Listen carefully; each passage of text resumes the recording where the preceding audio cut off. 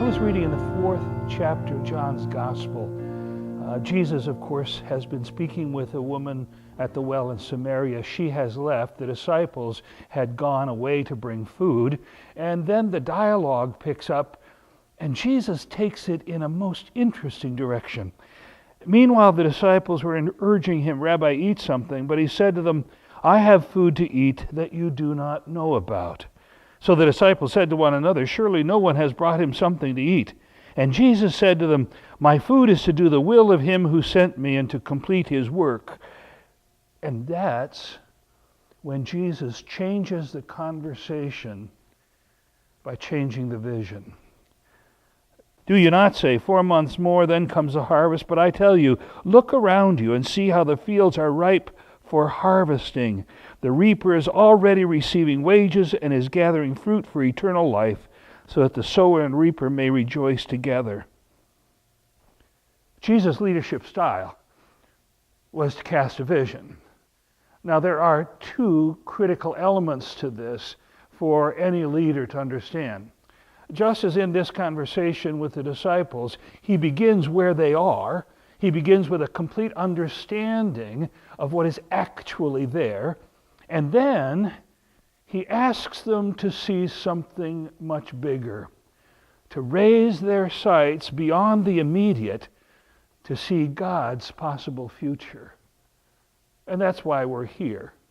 This could look like any Sunday school bulletin board, any place in the United States, but it's not.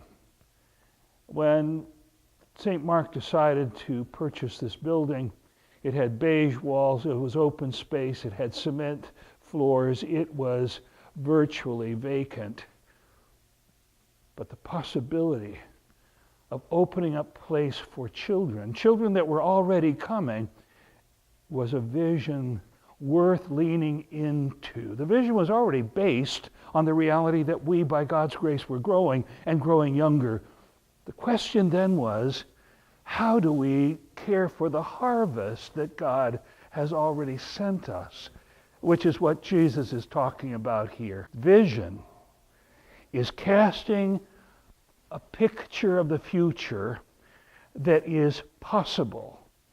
It needs to be big enough to allow for the possibility that people can cast their own individual visions. For example, if we pan around this room, what you will see is a series of classrooms that include one that can be opened up to be 2 to 3 times the size of either of the individual spaces, an art center for children to be able to make a mess with a sink and supplies right in that room, and then monitors so that we could have a large gathering space here. The vision allowed people to come in and say, for children, what can we do to make this a great learning faith space? That's what the television monitors are about. That's what the art room is about. That's what adjustable space is all about. Casting a vision isn't just articulating a dream out of thin air. It is based on the reality, just as Jesus invites the disciples to pay attention, not to what is just happening, but to the greater message. The harvest, you see, is the harvest of souls. And Jesus knows that the Samaritan village is coming, and he wants to prepare the disciples to receive them. What's your vision?